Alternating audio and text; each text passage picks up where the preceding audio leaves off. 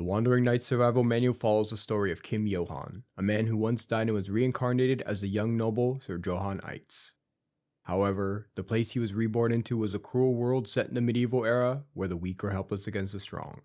To make matters worse, as the youngest and lowest in hierarchy in the Eitz noble family, Johann is unlikely to inherit any wealth or power.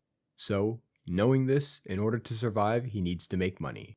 To support himself, he begins learning hunting and gathering skills, but despite his efforts, he doesn't have much success, causing stress to his retainer, Joseph. During one hunt, the pair come across a herb pouch lying on the ground. Belonging to neither man, Joseph quickly comes to a worrying realization, but before he can speak, they are alerted by howling and screaming. Following the cries for help, they spot a small girl from their village, Dell, clinging to a nearby tree with a pack of man-eating wolves below her.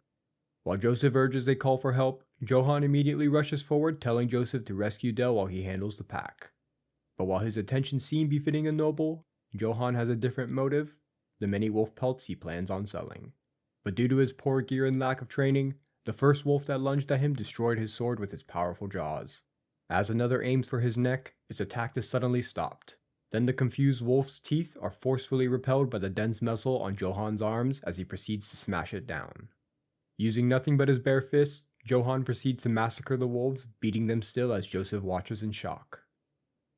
It is then revealed since his childhood, Johann was consistently beaten and abused by his siblings for being an illegitimate child, shown no mercy for as long as he could remember. But unlike the people of this world, Johann had a secret advantage: the knowledge from his past life. Through implementing a high-intensity training routine, a nutritionally balanced diet, and practicing close combat martial arts, over the course of years, Johann developed his body into something that transcended human limitations, a physique specifically designed to help him survive in this brutal world. Returning to the present, Johann made quick work of the wolves while Joseph helps Dell from the tree. He then praises Johann for his actions, but Johann was busy counting his profits. Johann then turns to check on Dell, ensuring her safety, though as she's thanking him, the girl suddenly turns pale and covers her eyes as something lurks behind the men. The two men, turning back, are suddenly met with a murderous glare from a monstrous predator, many times larger than its underlings, the leader of the pack of man-eating wolves. As Joseph slowly backs away with Dell, he urges Johann to follow. However, he refuses to back away. As the beast opens its enormous jaws, Johann nimbly avoids its attack. Using a nearby stone, he hurls it at the beast, smashing and scarring its eye.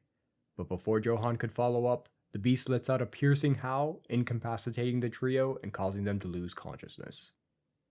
During his unconsciousness, Johann envisions two swordsmen dueling before a raging fire when one of the swordsmen swiftly beheads the other, causing Johann to awaken from his dream in a cold sweat.